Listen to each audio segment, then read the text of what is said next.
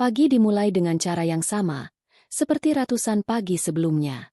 Aroma kopi hitam yang baru diseduh menguar dari dapur kecil kami, bercampur dengan wangi nasi yang sedang ditanak. Aku, Arini, bergerak dalam ritme yang sudah sangat kukenal. Memasukkan 2 sendok gula ke dalam cangkir putih favorit Bayu, suamiku, lalu menuangkan kopi panas perlahan-lahan. Dari tempatku berdiri, aku bisa melihat punggungnya yang tegap di ruang tengah. Dia sedang menyetrika kemeja kerjanya sendiri. Itu adalah salah satu hal kecil yang membuatku jatuh cinta padanya dulu. Kemandiriannya. Kami tinggal di sebuah rumah mungil di pinggiran kota. Sebuah rumah tipe 36 dengan halaman depan sempit yang kutamani beberapa pot bunga melati. Cat dindingnya berwarna krem. Sudah sedikit kusam di beberapa bagian, tapi selalu terasa hangat. Ini adalah dunia yang sengaja kubangun. Dunia yang jauh dari kemewahan dan nama besar keluargaku. Di sini, aku bukan Arini Wulandari, calon pewaris tunggal Nusantara Group. Aku hanya Arini, seorang istri yang mengelola toko kerajinan tangan kecil dari rumah, yang kebahagiaan terbesarnya adalah melihat senyum suaminya saat pulang kerja. Bayu tidak tahu apa-apa. Dia mengenalku sebagai seorang yatim piatu yang datang ke kota besar untuk mencari peruntungan. Kami bertemu di sebuah kafe sederhana 5 tahun lalu. Aku sedang membaca buku, dan dia tanpa sengaja menumpahkan minumannya di mejaku. Permintaan maafnya yang tulus dan sedikit canggung membuatku terpesona.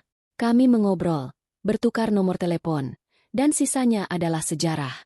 Dia adalah seorang staf pemasaran junior yang ambisius, penuh mimpi, dan memiliki tatapan mata yang jujur. Setidaknya, itu yang kulihat saat itu. Keputusanku untuk menyembunyikan identitasku bukanlah tanpa alasan. Aku telah melihat bagaimana uang mengubah orang-orang di sekitarku. Teman-teman yang mendekat karena status, pria-pria yang melamar hanya karena melihat nama belakangku. Aku muak. Aku mendambakan sesuatu yang nyata. Cinta yang tulus dari seorang pria yang melihatku sebagai seorang wanita, bukan sebagai brankas berjalan.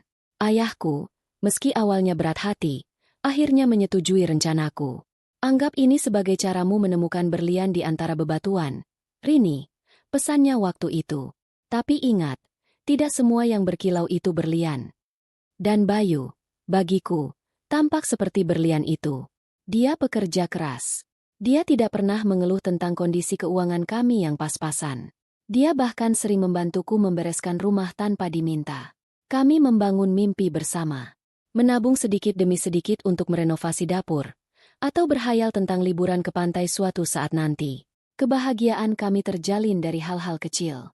Makan malam dengan lauk tempe goreng dan sambal, menonton film di laptop tua kami sambil berbagi selimut, atau sekadar duduk di teras sore hari sambil bercerita tentang bagaimana hari kami berjalan. Kopinya, Mas, kataku sambil meletakkan cangkir di meja kecil sampingnya. Bayu menoleh, senyumnya terkembang. Senyum yang selalu berhasil menghangatkan hatiku. Terima kasih, sayang, selalu pas buatanmu. Dia menyeruput kopinya pelan. Wah, kemeja ini sudah harus diganti sepertinya. Kerahnya sudah mulai usang.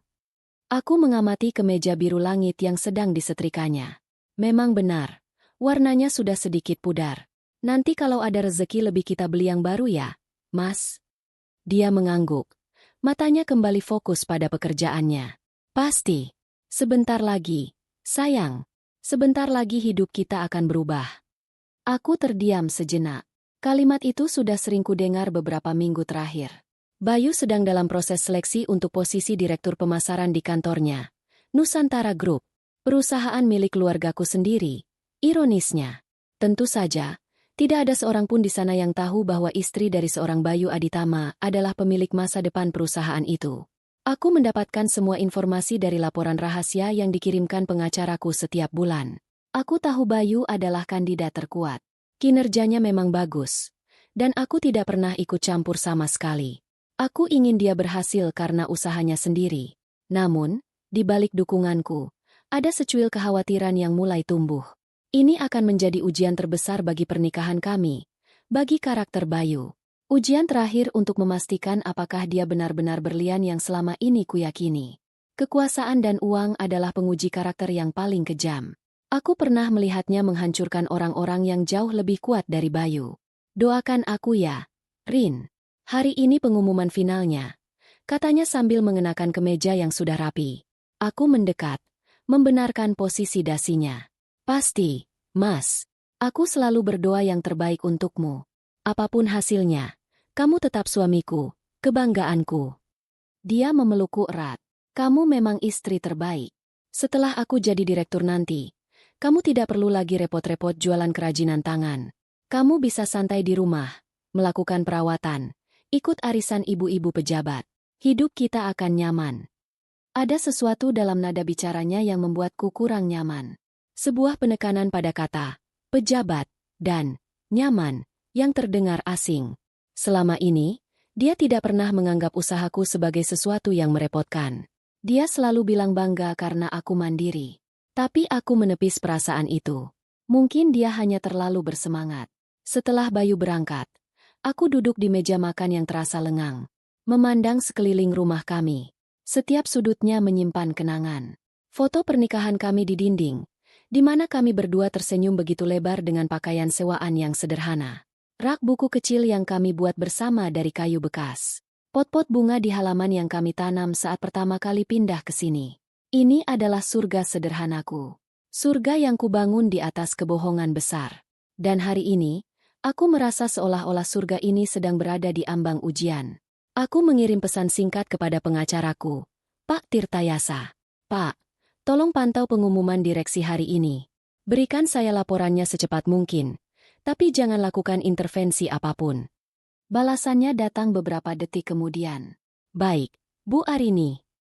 Sepanjang hari, aku mencoba menyibukkan diri, menyelesaikan beberapa pesanan gelang dan kalung manik-manik, membereskan rumah, bahkan mencoba resep kue baru. Tapi pikiranku tidak bisa lepas dari Bayu. Aku membayangkan wajahnya saat pengumuman itu dibacakan. Aku berharap, dengan segenap hatiku, bahwa pria yang akan pulang ke rumah sore ini adalah Bayu yang sama dengan yang kuantar pagi tadi. Pria sederhana yang mencintaiku apa adanya, bukan pria yang dibutakan oleh jabatan. Sore menjelang, jantungku berdebar semakin kencang setiap kali mendengar suara motor melintas di depan rumah.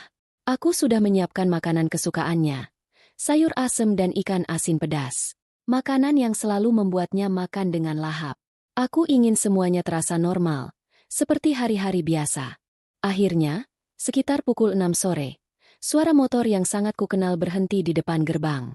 Aku bergegas keluar. Bayu turun dari motornya, tapi dia tidak langsung membuka helm. Dia hanya berdiri mematung sejenak. Aku tidak bisa melihat ekspresi wajahnya. Hatiku mencelos. Apakah dia gagal? Lalu, perlahan dia membuka helmnya. Dan di sana, aku melihat senyum terlebar yang pernah kulihat di wajahnya. Matanya berbinar penuh kemenangan. Aku berhasil, Rin. Teriaknya sambil berlari memelukku dan mengangkat tubuhku berputar. Aku berhasil.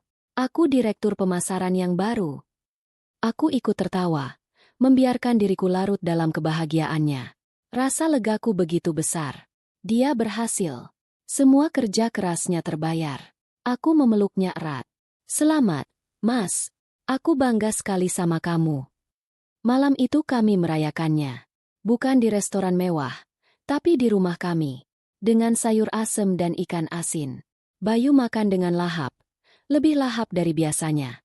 Dia bercerita dengan antusias tentang bagaimana namanya diumumkan. Bagaimana semua orang memberinya selamat. Bagaimana atasannya menepuk pundaknya dengan bangga. Ini awal yang baru, sayang. Katanya sambil menggenggam tanganku di seberang meja. Awal dari kehidupan kita yang jauh lebih baik. Aku janji, kamu tidak akan pernah kekurangan apapun lagi. Aku akan memberikanmu segalanya. Aku tersenyum, tapi di dalam hati, kekhawatiran yang sempat hilang itu kembali muncul. Penekanannya bukan lagi pada kita, tapi pada aku. Aku akan memberikanmu. Seolah-olah semua yang kami miliki sekarang tidaklah cukup. Seolah-olah kebahagiaan kami yang sederhana ini adalah sebuah kekurangan yang harus segera diperbaiki. Aku menatap matanya dalam-dalam, mencoba mencari sosok Bayu yang kukenal.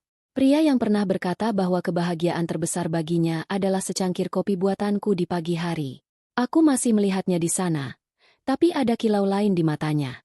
Kilau yang belum pernah kulihat sebelumnya. Kilau kekuasaan. Malam itu, saat Bayu sudah tertidur pulas karena lelah dan bahagia, aku masih terjaga. Aku berjalan ke jendela, menatap langit malam yang mendung. Ujian sesungguhnya baru saja dimulai. Dan aku hanya bisa berdoa. Semoga berlian yang kupilih ini tidak berubah menjadi batu biasa saat terkena cahaya terang. Minggu pertama setelah promosinya, semuanya terasa seperti mimpi. Bayu masih menjadi pria yang kukenal. Dia bangun pagi, meminum kopi buatanku, dan berangkat kerja dengan senyum yang sama. Pulangnya pun masih tepat waktu. Dia akan bercerita tentang hari-harinya di kantor, tentang tantangan-tantangan baru yang dihadapinya sebagai direktur. Aku mendengarkan dengan saksama, memberikan dukungan dan semangat seperti biasa. Namun, perlahan tapi pasti, retakan-retakan kecil mulai muncul di permukaan surga kami. Awalnya hampir tidak kentara. Seperti komentar-komentar kecil yang diselipkannya di tengah percakapan. Sayang, sepertinya kita perlu mobil baru. Katanya suatu sore saat melihat mobil sedan tua kami terparkir di garasi. Tidak pantas rasanya seorang direktur masih memakai mobil ini. Apa kata klien nanti? Aku hanya tersenyum tipis. Mobil ini kan masih bagus, Mas. Masih kuat membawa kita kemana-mana. Ini bukan soal bagus atau tidak, Rin. Ini soal citra, soal gengsi. Balasnya dengan nada sedikit tidak sabar. Itu adalah kata pertama yang menggangguku. Gengsi. Selama ini, kata itu tidak pernah ada dalam kamus kami. Kami hidup berdasarkan kebutuhan, bukan gengsi. Kemudian, kritikannya mulai merambah ke hal-hal yang lebih personal. Suatu akhir pekan, dia mengajakku makan malam di luar untuk merayakan gaji pertamanya sebagai direktur. Aku berdandan seperti biasa, mengenakan gaun katun sederhana favoritku dan riasan tipis. Saat melihatku, kening Bayu berkerut. "Kamu mau pergi dengan baju seperti itu?" tanyanya. Matanya menilaiku dari atas sampai bawah. Aku bingung. Memangnya kenapa? Ini kan gaun kesukaanku. Itu gaun untuk ke pasar. Arini, kita akan makan di Hotel Bintang 5. Istri direktur yang lain penampilannya tidak seperti ini. Mereka pakai baju desainer, tas bermerek. Kamu, dia tidak melanjutkan kalimatnya, tapi tatapannya sudah mengatakan segalanya. Kamu memalukan. Rasa sakit yang tajam menusuk hatiku. Ini adalah Bayu yang sama yang dulu memuji gaun ini, mengatakan aku terlihat sangat cantik saat memakainya. Malam itu, aku terpaksa berganti pakaian dengan gaun lain yang lebih pantas, menurutnya. Sepanjang makan malam, aku merasa seperti orang asing. Makanan lezat di hadapanku terasa hambar. Bayu sibuk menyapa beberapa rekan kerjanya yang kebetulan ada di sana, memperkenalkanku dengan senyum yang terasa dipaksakan. Aku hanya bisa tersenyum kaku, merasa seperti pajangan yang tidak pada tempatnya. Sejak malam itu, segalanya berubah lebih cepat. Bayu mulai pulang larut malam. Alasannya selalu sama, rapat penting, makan malam dengan klien, atau acara networking. Rumah kami yang dulu hangat oleh obrolan kini seringkali sepi. Aku menunggunya sendirian di meja makan, dengan makanan yang perlahan menjadi dingin. Seringkali, dia pulang saat aku sudah tertidur. Suatu malam, dia pulang lewat tengah malam. Saat dia masuk ke kamar, aku yang pura-pura tidur mencium aroma yang aneh. Bukan bau asap rokok atau bau khas pendingin ruangan kantor. Ini adalah aroma parfum wanita. Aroma yang manis dan menyengat. Sangat berbeda dengan parfum melati lembut yang biasa kupakai. Jantungku seakan berhenti berdetak. Aku tetap memejamkan mata, menahan napas. Sementara Bayu meletakkan jasnya di kursi dan masuk ke kamar mandi. Ribuan pikiran buruk berkecamuk di kepalaku. Siapa wanita itu? Apa yang mereka lakukan? Rasa cemburu dan dikhianati membakar dadaku. Keesokan paginya, aku mencoba memberanikan diri untuk bertanya. Dengan suara bergetar, aku berkata, "Mas, semalam bajumu wangi parfum perempuan." Bayu yang sedang mengikat dasi berhenti sejenak.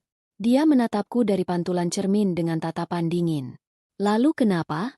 Semalam aku bertemu banyak orang, pria dan wanita. Mungkin saja tidak sengaja bersenggolan. Kamu jangan mulai berpikiran yang aneh-aneh." "Bukan begitu, Mas. Tapi baunya sangat kuat," desakku pelan. Kemarahannya meledak. Dia berbalik menghadapku. Wajahnya memerah. "Dengar ya, Arini, posisiku sekarang berbeda. Duniaku sekarang dipenuhi orang-orang penting. Aku sibuk membangun karirku. Dan kamu malah meributkan hal sepele seperti bau parfum? Seharusnya kamu mendukungku. Bukan malah mencurigaiku seperti ini. Apa kamu pikir aku punya waktu untuk selingkuh?" Bentakannya membuatku terdiam.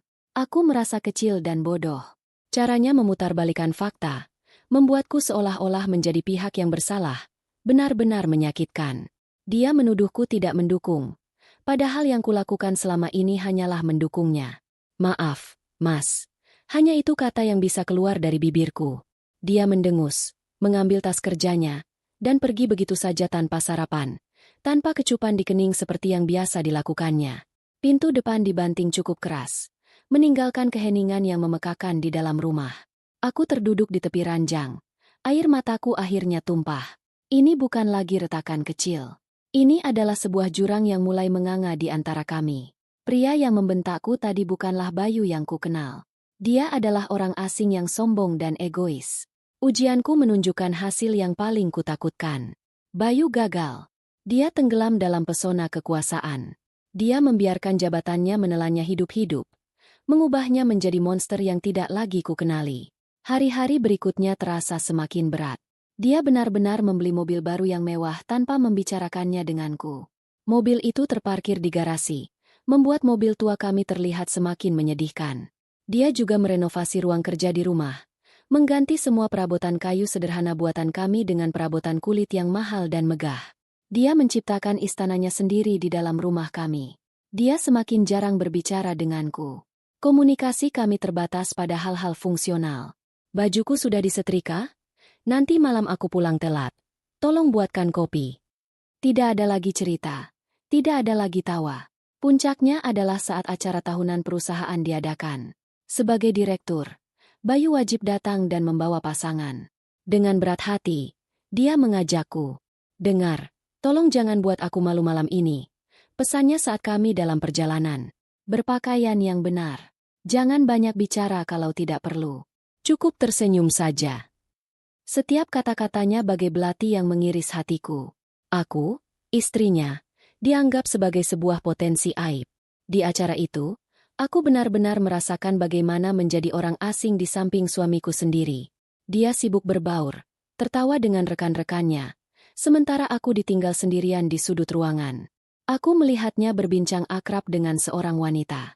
Wanita itu cantik, tinggi, dengan gaun merah menyala yang memeluk tubuhnya. Mereka tertawa bersama. Sesekali wanita itu menyentuh lengan Bayu dengan genit. Bayu tidak menolaknya. Dia tampak menikmatinya. Dari kejauhan, aku bisa mencium aroma parfum yang sama dengan yang menempel di jasnya malam itu. Duniaku terasa runtuh. Jadi ini alasannya. Ini sebabnya dia berubah. Ada wanita lain yang dianggapnya lebih selevel. Wanita yang bisa diajaknya masuk ke dalam dunia barunya. Sementara aku, istri yang menemaninya dari nol, dianggap sebagai barang usang yang harus disingkirkan. Aku tidak membuat keributan. Aku hanya berdiri di sana, mematung, dengan segelas jus jeruk di tangan yang gemetar. Rasa sakitnya begitu luar biasa hingga aku tidak bisa merasakan apa-apa lagi. Aku hanya menatap mereka berdua, merekam pemandangan itu dalam benakku. Malam itu, di dalam mobil dalam perjalanan pulang, keheningan menyelimuti kami. Aku tidak bertanya apa-apa. Bayu pun tidak menjelaskan apa-apa. Seolah-olah apa yang kulihat tadi tidak pernah terjadi. Sesampainya di rumah, aku langsung masuk ke kamar. Aku tidak ingin melihat wajahnya. Aku mendengar dia membuka lemari, mengambil bantal, lalu keluar kamar. Dia memilih tidur di sofa. Dia bahkan tidak mencoba untuk bicara atau memperbaiki keadaan. Dia menciptakan jarak, dan sepertinya dia nyaman dengan jarak itu. Malam itu, aku menangis dalam diam. Bukan lagi tangisan kesedihan, tapi tangisan kekecewaan yang mendalam. Aku tidak menangisi hilangnya cinta. Aku menangisi hilangnya sosok pria yang pernah kupercaya dengan sepenuh hati. Pria yang ternyata hanyalah sebuah ilusi. Di tengah isak tangisku, sebuah keputusan mulai terbentuk. Keputusan yang dingin dan keras. Aku sudah memberinya kesempatan. Aku sudah memberinya dunia. Tapi dia memilih untuk menukarnya dengan kesombongan sesaat. Ujian ini sudah selesai. Dan hasilnya sudah sangat jelas. Aku mengambil ponselku, menghapus air mata di pipi. Jariku bergerak cepat di atas layar, mengetik sebuah pesan kepada Pak Tirtayasa. Pak, siapkan semuanya. Proses perceraian dan penarikan seluruh aset atas nama saya. Lakukan secepatnya. Tidak ada lagi keraguan. Tidak ada lagi harapan. Surga sederhana yang kubangun telah diruntuhkan oleh penghuninya sendiri. Dan sekarang, saatnya bagi sang pemilik surga untuk mengambil kembali apa yang menjadi haknya. Tidur di sofa sepertinya menjadi kebiasaan baru bagi Bayu. Setelah malam acara perusahaan itu, dia tidak pernah kembali tidur di ranjang kami. Dia seolah membangun sebuah benteng tak terlihat di antara kami, dan dia tampak sangat nyaman berada di baliknya. Aku pun tidak berusaha meruntuhkannya. Hatiku sudah terlalu beku untuk peduli. Aku membiarkannya. Aku mengamati. Topengnya kini benar-benar terbuka. Tidak ada lagi Bayu yang hangat dan penuh perhatian. Yang ada hanyalah Direktur Bayu Aditama, seorang pria yang memandang istrinya sendiri dengan tatapan merendahkan. Dia tidak lagi repot-repot menyembunyikan rasa malunya memiliki istri sepertiku. Suatu Sabtu sore, dia pulang lebih awal, yang merupakan sebuah keajaiban. Tapi dia tidak sendirian. Dia membawa serta 2 pria dan seorang wanita. Wanita itu adalah wanita yang sama dengan yang kulihat di pesta. Wanita dalam balutan gaun merah yang namanya kemudian ku ketahui adalah Claudia, manajer pemasaran di bawah Bayu. "Arini, ini teman-temanku. Tolong buatkan minum," perintahnya begitu saja, tanpa perkenalan yang layak. Aku hanya mengangguk, berjalan ke dapur dengan perasaan hampa. Dari dapur, aku bisa mendengar percakapan mereka. Suara tawa Claudia yang melengking terdengar paling dominan. "Jadi ini rumahmu, Bayu? Mungil sekali ya," kata Claudia. Nadanya terdengar seperti pujian tapi jelas sekali itu adalah sebuah ejekan. Aku menunggu Bayu membelaku, membela rumah kami, tempat kami membangun mimpi. Tapi yang kudengar justru tawanya. Namanya juga rumah lama. Belum sempat pindah. Sebentar lagi juga aku cari apartemen yang lebih representatif di pusat kota. Hatiku mencelos.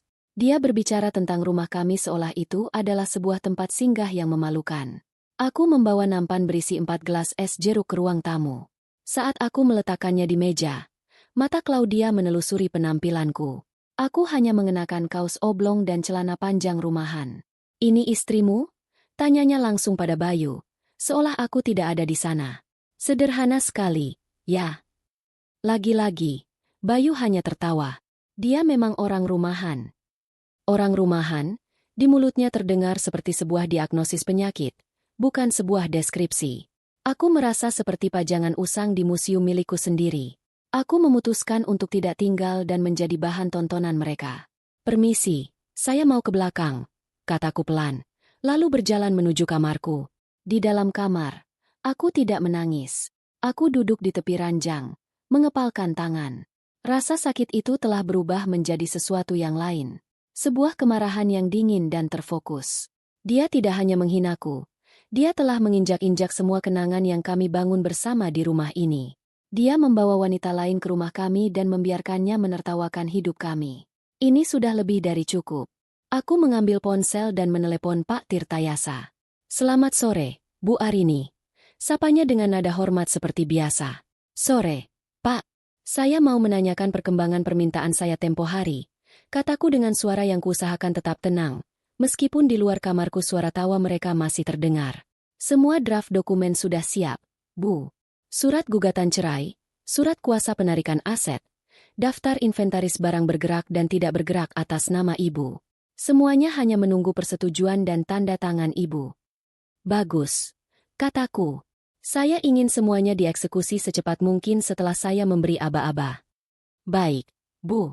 Apa aba-abanya sudah dekat?" tanya Pak Tirta hati-hati.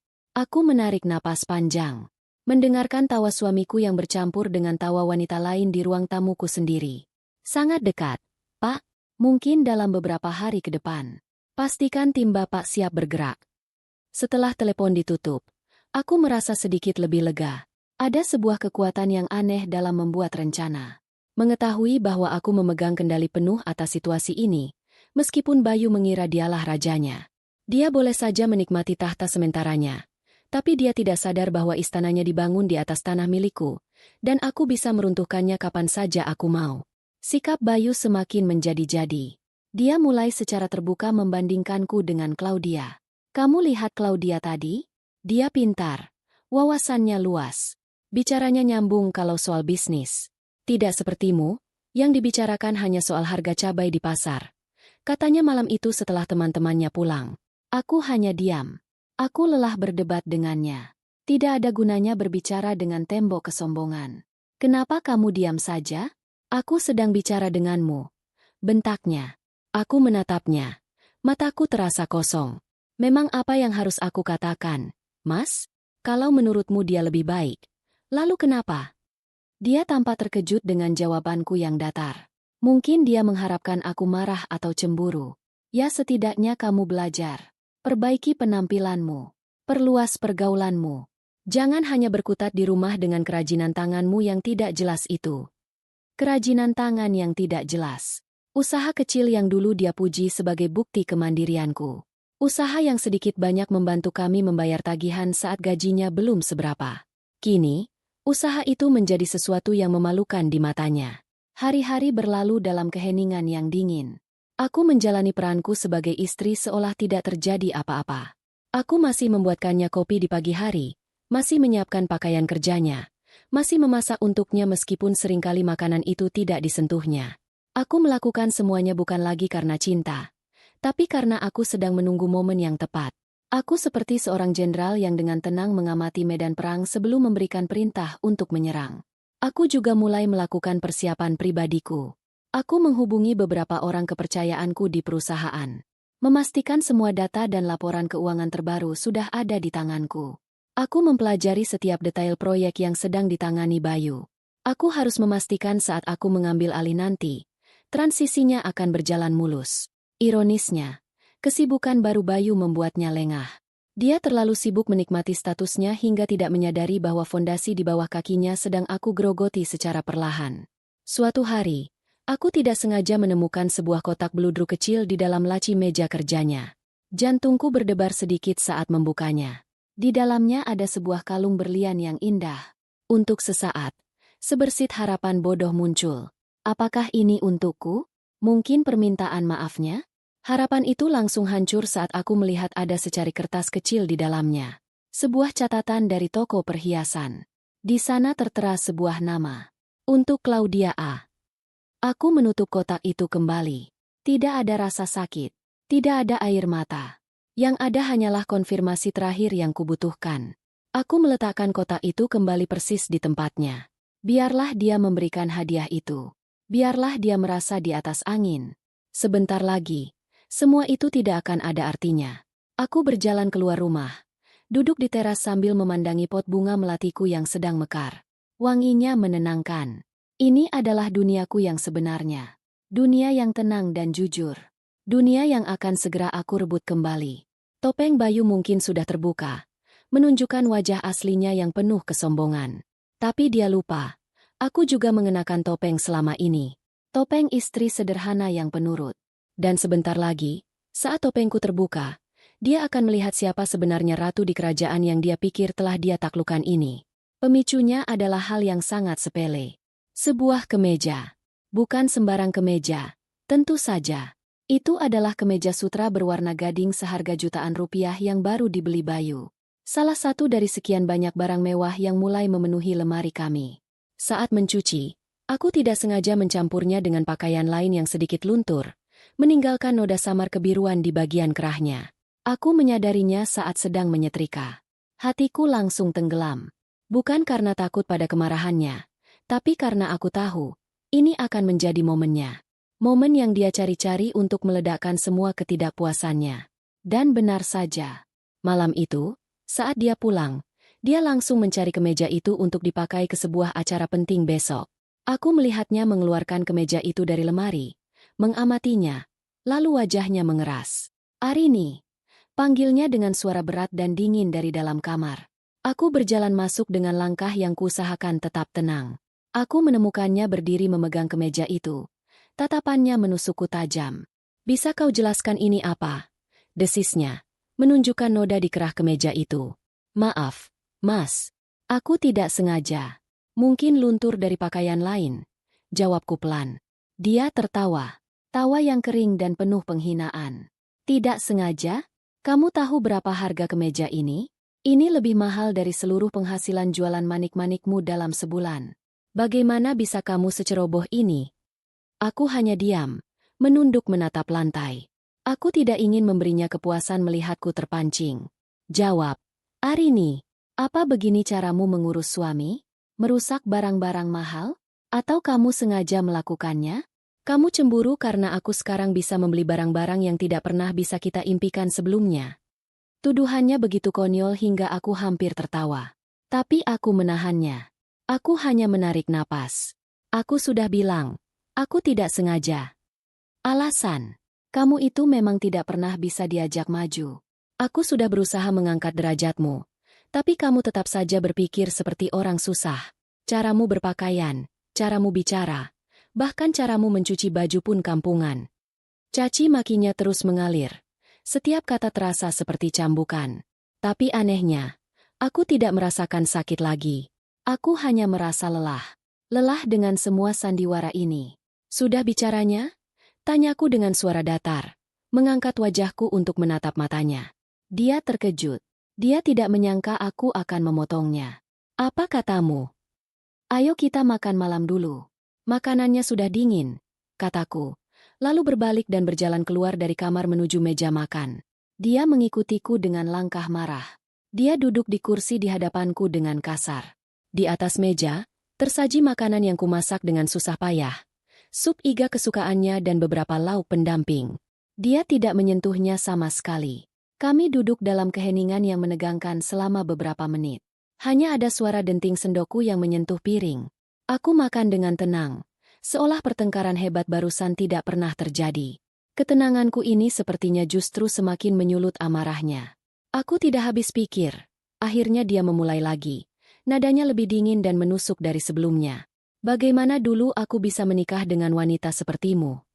Aku berhenti mengunyah, meletakkan sendok dan garpuku perlahan. Aku menatapnya lurus-lurus. Dulu, kamu bilang aku adalah wanita terbaik yang pernah kamu temui. Dulu aku bodoh. Aku buta. Sergahnya. Aku pikir kesederhanaanmu itu sebuah kelebihan. Ternyata itu adalah sebuah keterbatasan. Sebuah penjara. Dan aku tidak mau terus terkurung di dalamnya bersamamu. Aku bisa melihat dengan jelas kemana arah pembicaraan ini. Inilah dia. Puncak dari segalanya. Aba-aba yang kutunggu-tunggu. Kamu lihat dirimu, Arini. Lalu lihat aku sekarang. Kita sudah berada di dunia yang berbeda. Aku setiap hari bertemu dengan orang-orang hebat, para pengusaha, para pejabat. Sementara kamu, duniamu hanya sebatas dapur dan toko online MU itu. Kamu tidak akan pernah bisa mengimbangi langkahku. Dia berhenti sejenak, menatapku dengan tatapan superioritas yang memuakan. Dia mungkin mengharapkan aku menangis, memohon, atau setidaknya menunjukkan ekspresi terluka. Tapi aku hanya menatapnya balik dengan sorot mata yang sulit diartikan. Aku butuh pendamping yang bisa membantuku naik lebih tinggi. Seorang wanita yang bisa kubanggakan di depan kolega-kolegaku. Wanita yang cerdas, berkelas, dan mengerti duniaku. Dan wanita itu, bukan kamu. Aku masih diam. Aku membiarkannya mengeluarkan semua racun yang ada di dalam hatinya. Aku ingin mendengar semuanya. Melihat aku tidak bereaksi, dia akhirnya sampai pada kalimat puncaknya. Dengan nada yang dibuat setenang dan sedingin mungkin, seolah sedang membahas transaksi bisnis, dia mengucapkannya. Kurasa kita sudah tidak selevel lagi. Kamu hanya akan jadi beban untuk karirku. Mulai hari ini, di meja makan ini, aku ceraikan kamu. Kalimat itu menggantung di udara di antara kami. Talak itu telah jatuh. Di meja makan tempat kami dulu berbagi tawa dan cerita, kini menjadi saksi bisu berakhirnya pernikahan kami. Bayu bersandar di kursinya. Wajahnya tampak lega sekaligus angkuh. Seolah dia baru saja berhasil membuang sebuah beban berat. Dia menunggu. Menunggu reaksiku. Menunggu tangisanku pecah. Menunggu aku memohon agar dia tidak meninggalkanku. Tapi aku tidak melakukan semua itu. Setelah hening beberapa saat, aku menarik napas panjang. Lalu, aku menatap matanya dengan tatapan yang lebih dingin dari tatapannya. Sebuah senyum tipis, nyaris tak terlihat, tersungging di bibirku. Baik, kataku dengan suara yang jelas dan mantap. Aku terima. Reaksinya sungguh tak ternilai. Keangkuhan di wajahnya lenyap seketika, digantikan oleh kebingungan. Matanya sedikit melebar. Alisnya bertaut. Dia jelas tidak mengantisipasi jawaban ini. Dia pasti mengira aku akan hancur, akan memohon belas kasihannya. Apa katamu? Tanyanya, sedikit tergagap. Aku bilang, aku terima. Ulangku, aku setuju dengan perceraian ini. Aku berdiri dari kursiku, merapikan bajuku. Terima kasih untuk makan malam terakhirnya, Mas. Meskipun hanya aku yang makan. Aku berbalik dan berjalan menuju kamar kami. Meninggalkan dia yang masih duduk mematung di meja makan, mencoba memproses apa yang baru saja terjadi. Di dalam kamar, aku tidak meraih koper untuk mengemasi barang-barangku. Aku meraih ponselku. Jariku menekan nomor Pak Tirtayasa. Malam, Pak. Sapaku saat telepon tersambung. Malam, Bu Arini. Ada yang bisa saya bantu? Aba-abanya sekarang, Pak. Kataku. Suaraku mantap. Tanpa getar sedikit pun. Dia sudah mengucapkannya. Proses semuanya. Besok pagi, tim Bapak bisa datang untuk mengambil alih semua aset. Rumah, mobil, semuanya. Pastikan dia hanya bisa membawa pakaiannya saja. Baik, Bu. Akan kami laksanakan sesuai perintah. Setelah menutup telepon, aku merasakan beban yang sangat berat terangkat dari pundakku. Tidak ada kesedihan. Yang ada hanyalah kelegaan. Kebebasan. Babak menyedihkan dalam hidupku ini akhirnya berakhir. Aku keluar dari kamar, membawa bantal dan selimut. Bayu masih di meja makan, tampak linglung. Aku berjalan melewatinya tanpa berkata apa-apa dan menuju sofa. Mau apa kamu? Tanyanya dengan nada bingung. Aku menoleh, menatapnya untuk terakhir kali sebagai istrinya. Rumah ini akan terasa sangat kosong besok. Anggap saja, aku membiarkanmu menikmati malam terakhirmu di sini dengan tenang. Lalu, aku berbaring di sofa. Sofa tempat dia biasa tidur untuk menghindariku. Malam ini, aku yang tidur di sini, bukan sebagai istri yang tersingkir, tapi sebagai pemilik yang sedang menunggu fajar untuk merebut kembali istananya. Aku memejamkan mata, dan untuk pertama kalinya setelah berminggu-minggu, aku bisa tidur dengan nyenyak. Aku terbangun karena cahaya matahari pagi yang menyelinap masuk melalui celah gorden. Untuk sesaat, aku merasa bingung, punggungku terasa sedikit kaku. Lalu aku sadar, aku tertidur di sofa. Kenangan malam tadi kembali dengan jelas, bukan sebagai mimpi buruk, tapi sebagai sebuah pembebasan. Aku duduk, meregangkan tubuh. Rumah ini terasa sunyi. Aku melirik ke kamar. Pintunya masih tertutup. Bayu sepertinya masih tidur. Mungkin kelelahan setelah meluapkan emosinya. Aku tidak membuat kopi untuknya. Rutinitas 5 tahun itu telah kuhentikan pagi ini. Aku hanya membuat segelas teh hangat untukku sendiri dan duduk di meja makan, tempat drama tadi malam berlangsung. Aku menatap kursi kosong di seberangku. Tidak ada rasa rindu. Tidak ada penyesalan. Yang ada hanyalah kehampaan yang anehnya terasa damai. Aku sedang menunggu. Sekitar pukul 8, aku mendengar suara langkah kaki dari kamar. Pintu terbuka, dan Bayu keluar. Rambutnya acak-acakan. Wajahnya tampak lelah. Dia menatapku yang sedang duduk santai sambil minum teh. Ada ekspresi bingung di wajahnya. Seolah dia berharap aku sudah pergi sambil menangis. Kamu masih di sini? Tanyanya dengan nada ketus. Seolah kehadiranku mengganggunya. Tentu saja. Ini kan rumahku. Jawabku tenang, sambil menyeruput tehku. Dia mendengus, berjalan ke dapur. Dia tampak kesal saat menyadari tidak ada kopi yang disiapkan untuknya. Dia membuka lemari, mengambil bubuk kopi dengan kasar, lalu menyeduhnya sendiri. Sepertinya dia ingin mengatakan sesuatu yang tajam, tapi dia mengurungkannya. Dia mungkin berpikir, untuk apa berdebat dengan orang yang sebentar lagi akan pergi dari hidupnya? Dia kembali ke meja makan dengan cangkir kopinya, duduk di hadapanku. Dia menatapku dengan tatapan menilai. Jadi, kapan kamu akan mengemasi barang-barangmu? Aku butuh privasi. Aku tersenyum tipis. Sebentar lagi, timku sedang dalam perjalanan. Kata, timku, sepertinya membuatnya sedikit heran, tapi dia tidak berkomentar. Dia hanya mengangguk-angkuh. Bagus. Lebih cepat lebih baik. Ambil saja semua pakaianmu dan pernak-pernik tidak berguna milikmu itu. Aku tidak butuh. Tepat saat dia selesai bicara, bel rumah berbunyi. Aku berdiri. Nah, mereka sudah sampai. Aku berjalan ke pintu depan dan membukanya. Di sana berdiri Pak Tirtayasa, pengacaraku, dengan setelan jasnya yang rapi. didampingi oleh 2 orang asistennya yang membawa map-map tebal.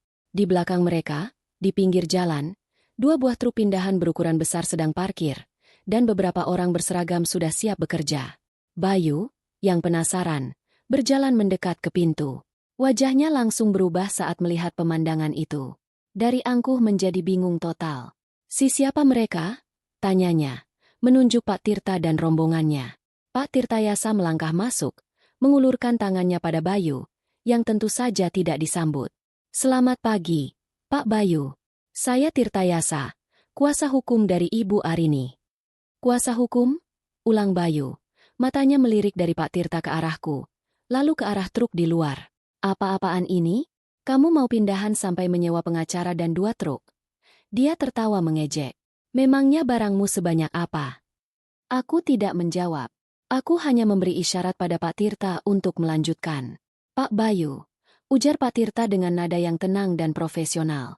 Kami di sini untuk menjalankan surat kuasa dari klien kami, Ibu Arini, untuk mengambil alih dan mengosongkan seluruh aset bergerak dan tidak bergerak yang terdaftar atas nama beliau, termasuk rumah ini. Tawa Bayu langsung berhenti. Wajahnya pucat pasi. Apa maksudmu? Rumah ini? Ini rumah kita. Mohon maaf, Pak. Menurut sertifikat hak milik nomor 11345B 2019, rumah ini sepenuhnya atas nama Ibu Arini Wulandari, dibeli secara tunai sebelum pernikahan Bapak. Jelas Pak Tirta sambil salah satu asistennya menunjukkan salinan dokumen tersebut. Bayu menatap dokumen itu, lalu menatapku dengan tidak percaya. Tidak mungkin. Kamu bilang ini rumah warisan orang tuamu yang tidak seberapa. Aku tidak pernah bilang begitu. Kamu yang berasumsi begitu. Jawabku datar. Dan sesuai dengan perjanjian pranikah yang Bapak tanda tangani 5 tahun lalu. Lanjut Pak Tirta. Semua aset yang dimiliki masing-masing pihak sebelum menikah tetap menjadi milik pribadi. Dan semua aset yang dibeli selama masa pernikahan dengan menggunakan dana dari pihak Ibu Arini, juga menjadi milik pribadi beliau. Perjanjian pranikah? Suara Bayu terdengar seperti bisikan. Dia tampak berusaha keras untuk mengingat. Kertas yang kamu bilang hanya formalitas untuk catatan sipil itu. Benar, sahutku. Kamu menandatanganinya tanpa membacanya. Wajah Bayu memerah karena marah dan malu. Dia sadar dia telah dijebak, atau lebih tepatnya, kebodohannya sendiri yang menjebaknya. Ini tidak adil. Ini gila. Teriaknya. Semuanya sesuai hukum, Pak. Kata Pak Tirta tegas. Sekarang, jika Bapak tidak keberatan, tim kami akan mulai bekerja. Kami mohon kerjasamanya. Tanpa menunggu persetujuan Bayu, Pak Tirta memberi isyarat. Para pekerja berseragam mulai masuk ke dalam rumah. Mereka bergerak dengan efisien dan teratur, seperti pasukan semut. Mereka mulai dari ruang tamu. Sofa tempat kami biasa menonton film diangkat. Meja kopi tempatku meletakkan teh diangkat. Rak buku yang kami buat bersama pun ikut diangkut. Bayu hanya bisa berdiri mematung, menatap pemandangan surreal di hadapannya. Dunianya sedang dibongkar di depan matanya sendiri. Tunggu, tunggu. Teriaknya saat para pekerja hendak mengangkat televisi layar datar yang baru dibelinya bulan lalu. Itu aku yang beli. Dengan gajiku sebagai direktur. Pak Tirta mendekat. Mohon maaf, Pak Bayu. Menurut catatan transaksi kartu kredit tambahan milik Bapak yang terhubung ke rekening utama Ibu Arini, televisi ini dibeli menggunakan dana dari Ibu Arini. Bayu terdiam.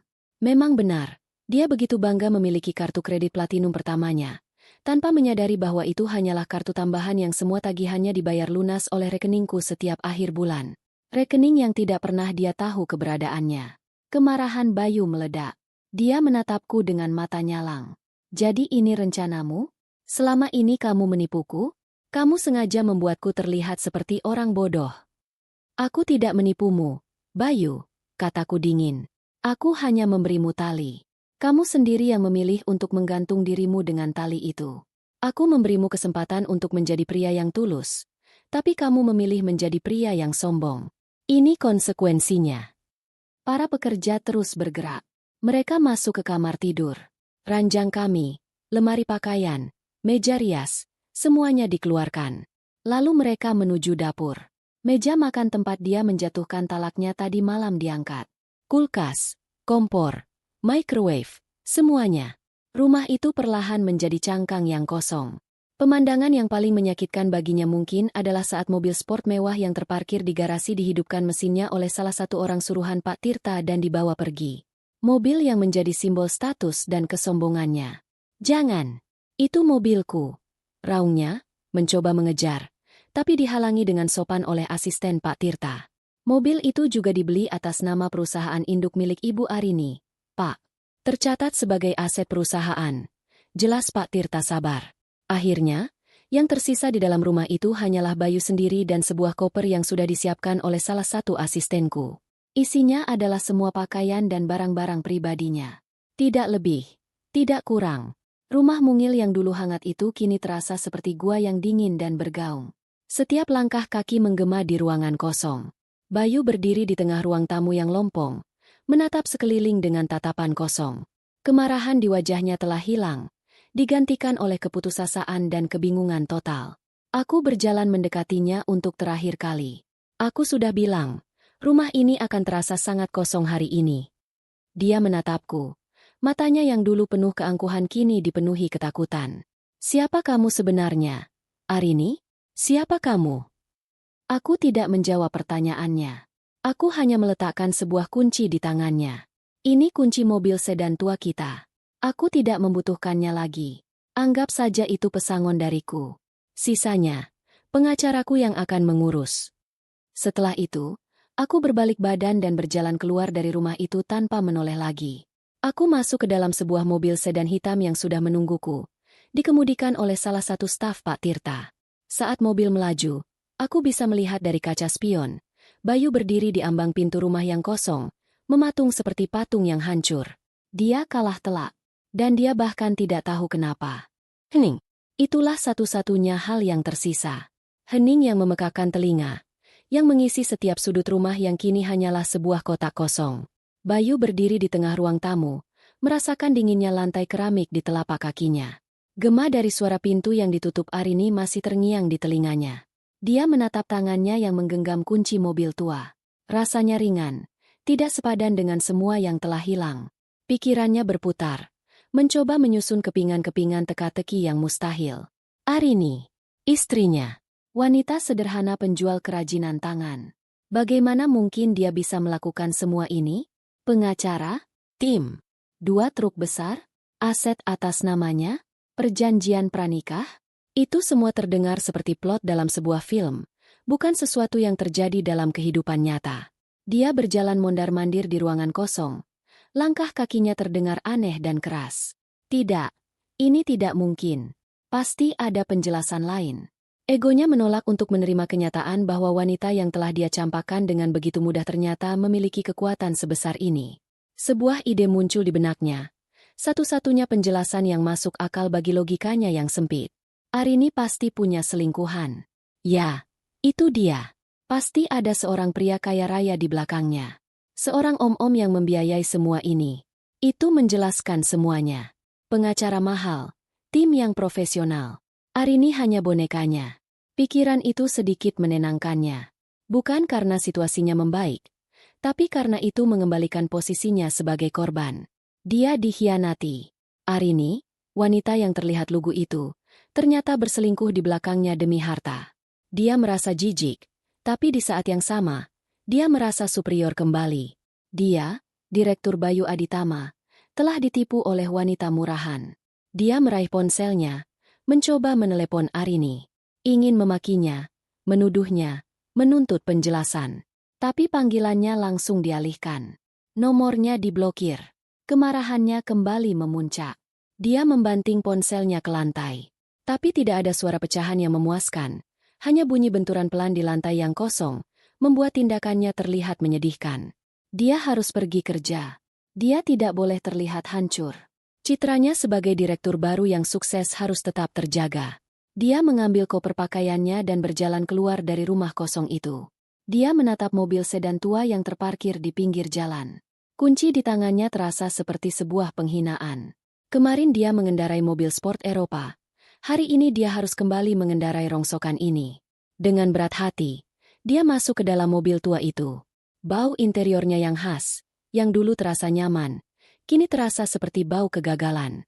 Dia menyalakan mesinnya. Suaranya yang kasar terdengar seperti sedang menertawakannya. Perjalanan ke kantor terasa seperti sebuah parade rasa malu. Dia merasa setiap orang di jalan menatapnya, menertawakan mobilnya. Dia, seorang direktur Nusantara Group, terjebak macet di antara angkutan umum dan motor-motor bebek. Kesombongannya terluka parah. Sesampainya di gedung kantor yang megah, dia memarkir mobilnya di area parkir paling pojok, berharap tidak ada yang melihatnya. Dia berjalan cepat menuju lobi, berusaha terlihat normal. Dia memasang senyum angkuhnya, menyapa beberapa karyawan yang berpapasan dengannya. Topengnya harus tetap terpasang. Pagi, Pak Bayu. Mobil barunya mana, Pak? Sapa seorang staf keamanan dengan ramah. Pertanyaan itu menusuknya seperti pisau. Sedang di bengkel. Jawabnya singkat, terlalu singkat. Di ruang kerjanya yang mewah, dia mencoba untuk fokus. Tapi pikirannya terus melayang. Pemandangan para pekerja yang mengangkut barang-barangnya. Wajah dingin Arini, tatapan profesional Pak Tirtayasa. Semua itu terus berputar di kepalanya. Bagaimana dia akan menjelaskan ini pada orang-orang? Bagaimana dia akan menjelaskan rumahnya yang kosong? Mobilnya yang hilang? Dia harus pindah. Dia tidak mungkin tinggal di rumah kosong itu. Dia mulai mencari-cari informasi sewa apartemen di ponselnya. Harga-harga yang muncul membuatnya meringis.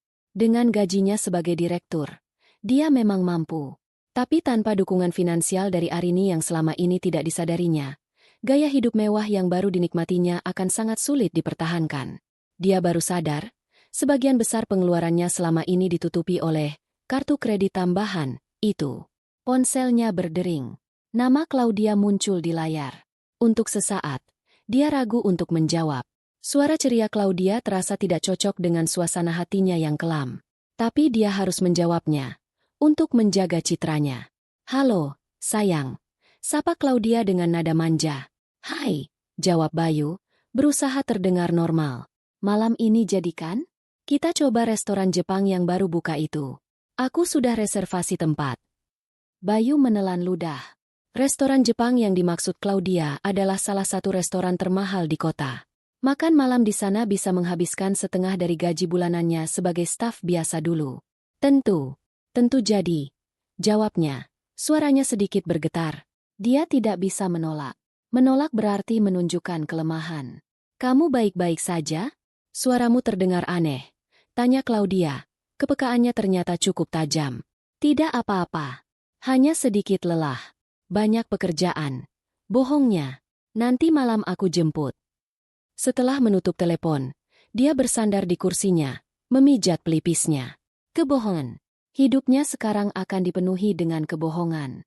Dia harus berbohong tentang mobilnya, tentang rumahnya, tentang kondisi keuangannya. Dia terjebak dalam jaring yang dirajutnya sendiri. Dia membuka laci mejanya, mencari sesuatu untuk menenangkan pikirannya. Matanya tertumbuk pada kotak beludru kecil berisi kalung berlian untuk Claudia. Dia mengambilnya. Membukanya. Kilau berlian itu kini terasa mengejeknya. Hadiah ini dibeli dengan uang Arini.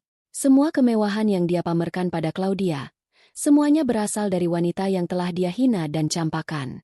Rasa mual menjalari perutnya. Ini semua salah. Sangat salah. Untuk pertama kalinya, sebersit keraguan muncul di benaknya. Bukan tentang Arini yang berselingkuh, tapi tentang dirinya sendiri. Apakah dia telah melakukan kesalahan? Apakah kesombongannya telah membutakannya? Tapi egonya dengan cepat menepis keraguan itu. Dia tidak salah. Arini yang salah. Dia yang menipu. Dia yang berkhianat. Bayu hanya korban. Dia mengulang-ulang narasi itu di kepalanya, mencoba meyakinkan dirinya sendiri. Dia harus bertahan.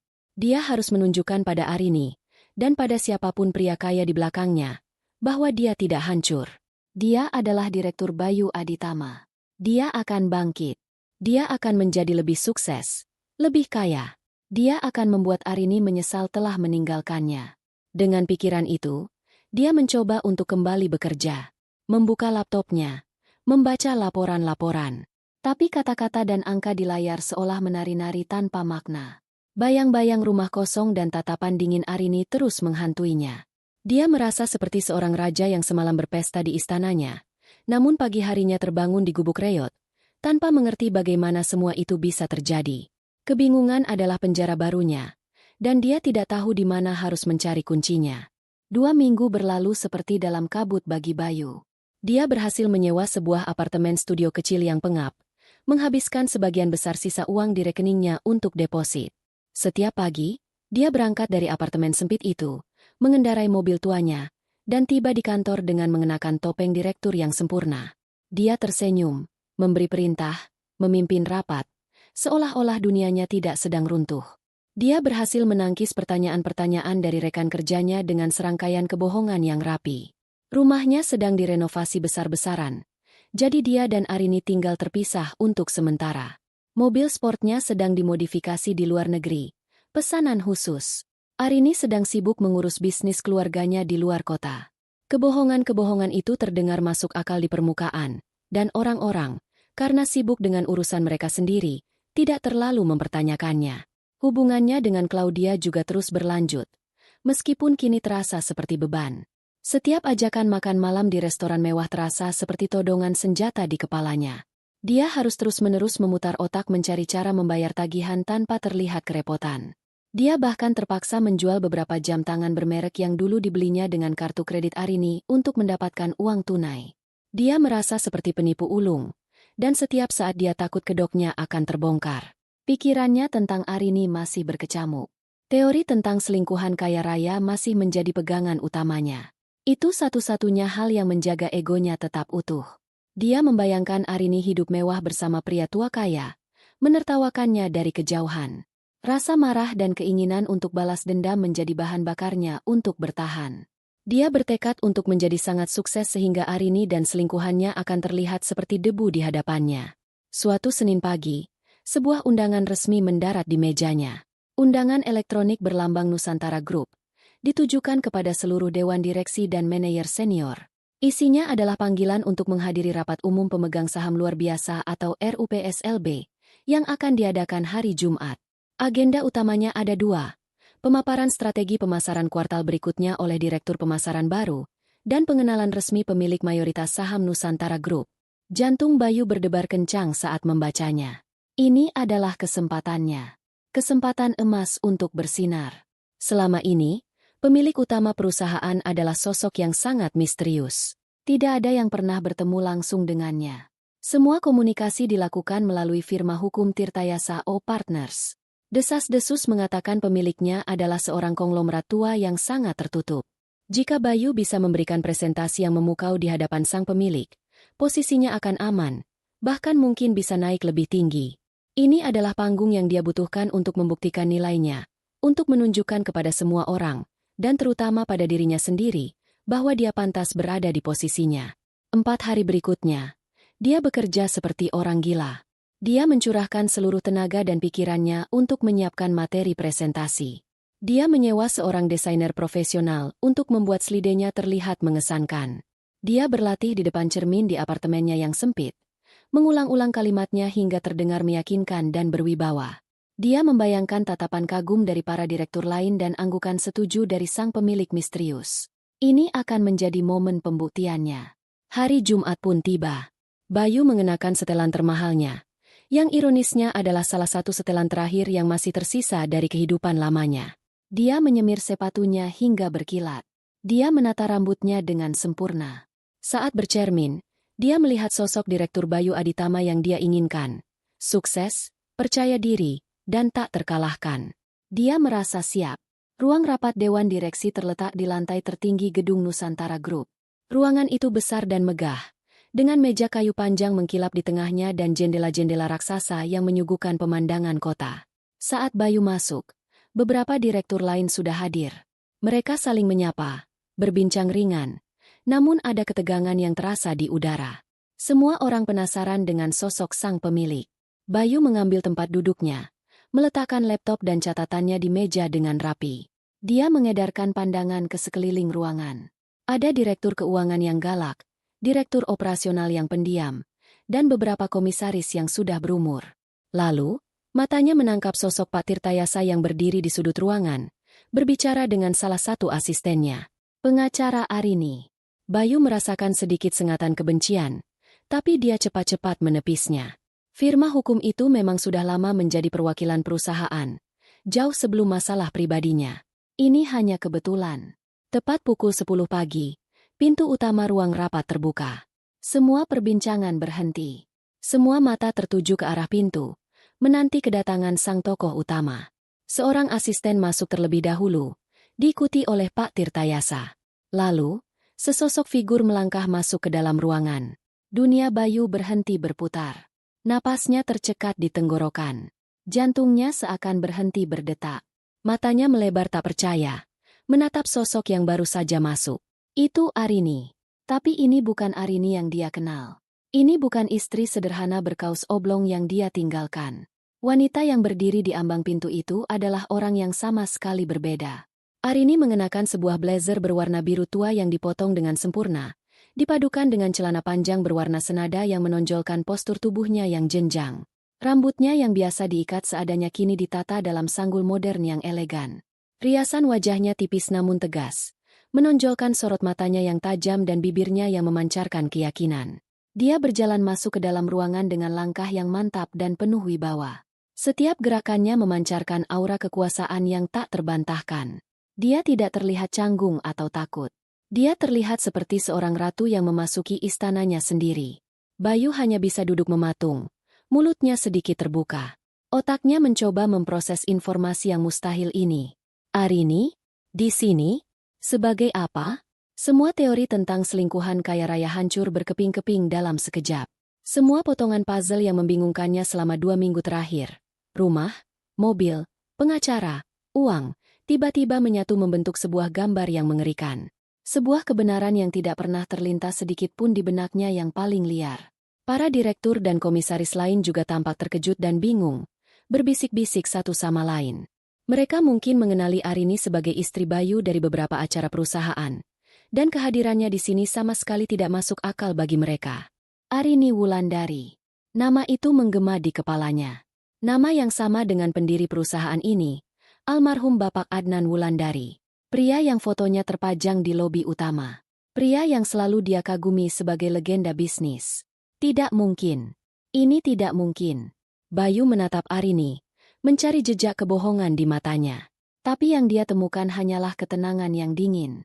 Arini balas menatapnya, hanya sekilas, tanpa emosi sedikit pun. Tatapan itu seolah berkata, "Ya, inilah aku."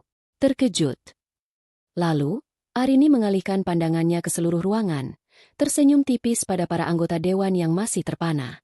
"Selamat pagi," sapanya. Suaranya jelas, mantap, dan penuh otoritas. Sangat berbeda dengan suara lembut dan ragu-ragu yang biasa dia gunakan di rumah. "Senang akhirnya bisa bertemu langsung dengan Anda semua." Bayu merasa seluruh darah di tubuhnya surut ke kaki. Dia merasa pusing, mual. Presentasi yang telah dia siapkan dengan susah payah kini terasa seperti lelucon yang konyol. Dia akan presentasi di hadapan mantan istrinya, yang ternyata adalah pemilik perusahaan tempat dia bekerja. Wanita yang dia ceraikan karena dianggap tidak selevel, ternyata berada di level tertinggi yang bahkan tidak bisa dia impikan. Rasa malu yang luar biasa, penyesalan yang menghancurkan, dan ketakutan yang melumpuhkan menghantamnya sekaligus.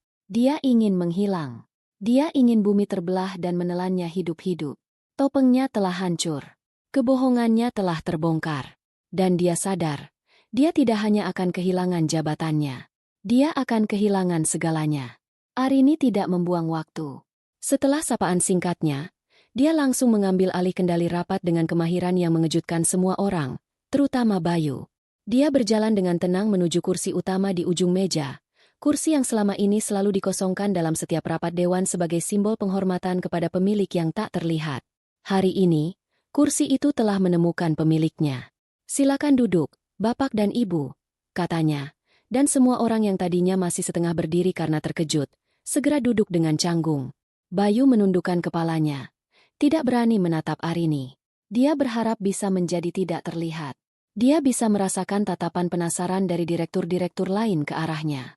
Mereka pasti sedang bertanya-tanya, mencoba menghubungkan titik-titik antara direktur pemasaran baru mereka dan sang pemilik utama yang ternyata adalah istrinya, atau lebih tepatnya, kini mantan istrinya. "Sebelum kita memulai agenda pertama," Arini melanjutkan, suaranya memenuhi ruangan, "saya ingin menyampaikan beberapa hal. Pertama, Saya berterima kasih atas dedikasi Anda semua dalam memajukan perusahaan ini hingga ke titik ini. Namun, seiring dengan perubahan zaman, perusahaan juga butuh penyegaran visi dan strategi. Kedepannya, saya akan terlibat lebih aktif dalam pengambilan keputusan strategis untuk memastikan Nusantara Group tidak hanya bertahan, tapi juga menjadi pemimpin di industrinya. Dia berbicara dengan lancar dan percaya diri, memaparkan beberapa poin visi dan misinya. Dia menyebutkan data-data pasar, tren industri, dan potensi-potensi baru dengan akurasi yang menunjukkan bahwa dia telah mempelajari perusahaan ini luar dalam. Bayu mendengarkan dengan perasaan ngeri. Wanita yang dia anggap hanya mengerti harga cabai, ternyata memahami seluk-beluk bisnis ini lebih baik darinya. Semua ejekannya di masa lalu kini kembali menampar wajahnya sendiri. Setelah memaparkan visinya, Arini membuka map di hadapannya. Sekarang, kita masuk ke agenda pertama. Evaluasi kinerja dan pemaparan strategi dari divisi pemasaran. Pak Bayu Aditama, silakan. Nama Bayu disebut dengan nada yang sangat formal dan datar, seolah mereka tidak pernah saling mengenal, seolah mereka tidak pernah berbagi ranjang dan mimpi selama 5 tahun. Panggilan itu terasa seperti vonis. Dengan kaki yang terasa seperti jeli, Bayu bangkit berdiri. Tangannya gemetar saat mencoba menyambungkan laptopnya ke proyektor. Slide presentasi yang tadinya terlihat begitu megah dan mengesankan, kini tampak konyol dan dangkal di matanya sendiri. Semua kata-kata hebat yang telah dia siapkan menguap dari kepalanya. Selamat pagi, sapanya. Suaranya serak. Dia berdeham, mencoba menguasai diri.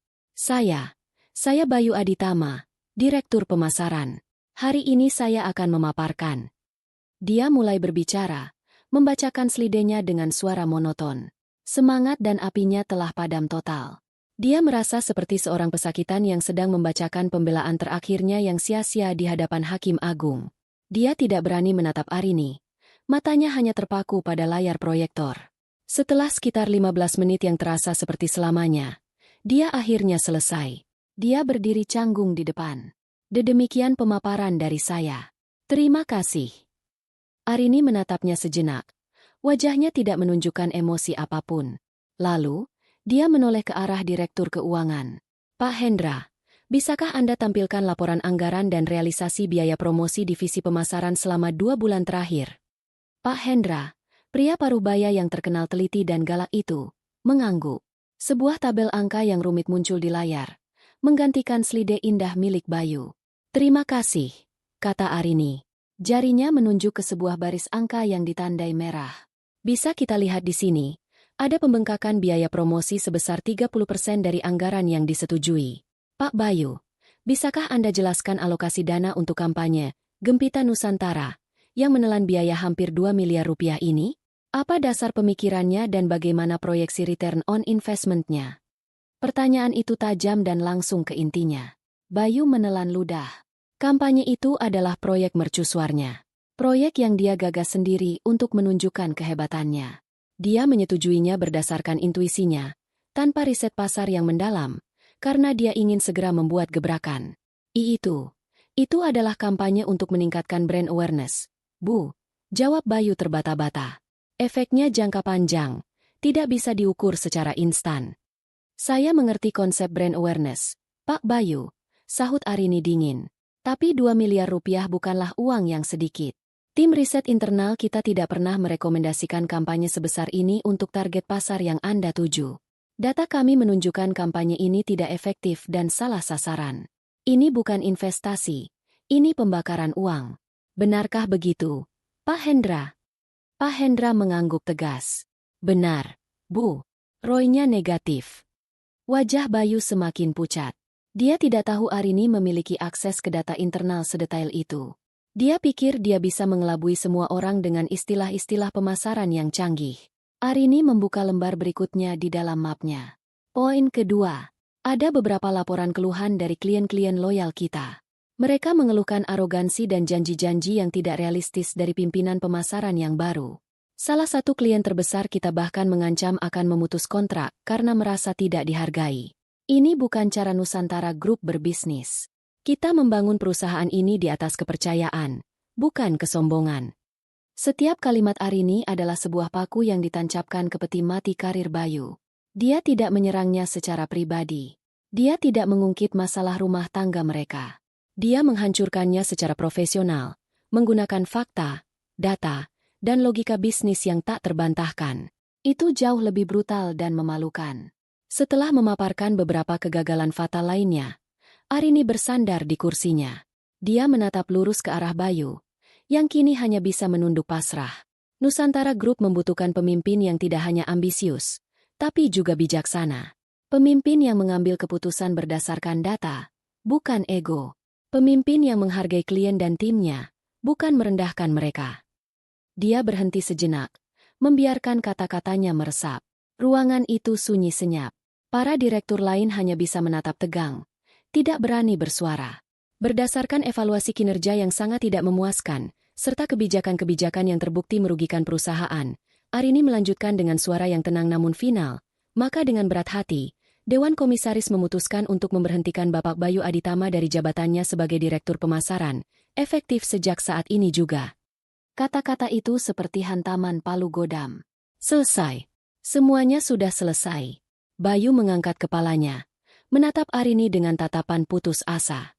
Arini, tolong, bisiknya. Arini menatapnya dingin. Di dalam ruangan ini, saya adalah Ibu Arini Wulandari, Dewan Komisaris Utama Anda. Dan Anda adalah mantan karyawan saya. Tidak ada hal lain yang perlu dibicarakan. Dia kemudian memberi isyarat kepada Pak Tirtayasa, yang langsung mengangguk dan memberikan sinyal kepada 2 orang petugas keamanan yang sudah menunggu di luar pintu. Kedua petugas itu masuk, mendekati Bayu. Mohon maaf, Pak, kami akan mengantar Bapak keluar, kata salah satu dari mereka dengan sopan namun tegas. Rasa malu yang membakar menjalari seluruh tubuh Bayu. Dipecat. Di depan seluruh jajaran direksi. Di depan wanita yang telah dia campakan. Ini adalah penghinaan total. Dia tidak melawan. Tenaganya sudah habis. Dia hanya bisa berjalan dengan lunglai di antara 2 petugas keamanan itu. Saat dia melewati kursi Arini, dia tidak berani menatap wajahnya. Dia berjalan keluar dari ruangan itu, melewati lorong-lorong kantor yang terasa mengejeknya. Beberapa karyawan yang berpapasan menatapnya dengan heran. Dia digiring menuju lift, turun ke lobi, dan terus berjalan hingga ke pintu keluar utama. Petugas keamanan itu meninggalkannya di trotoar di depan gedung Nusantara Group yang megah. Gedung yang beberapa jam lalu menjadi simbol kesuksesannya, kini menjadi monumen kejatuhannya. Dia berdiri di sana, di bawah terik matahari, dengan setelan mahalnya yang kini terasa seperti kostum badut. Dia tidak punya apa-apa lagi. Tidak ada jabatan, tidak ada harga diri, tidak ada masa depan. Semuanya telah direnggut dalam sekejap oleh wanita yang pernah dia sebut sebagai beban. Kejatuhannya begitu telak, begitu cepat, dan begitu sempurna. Berdiri di trotoar di bawah terik matahari, Bayu merasa seperti orang asing di kotanya sendiri. Suara klakson mobil, deru lalu lintas, dan hiruk-pikuk pejalan kaki terasa seperti datang dari dunia lain.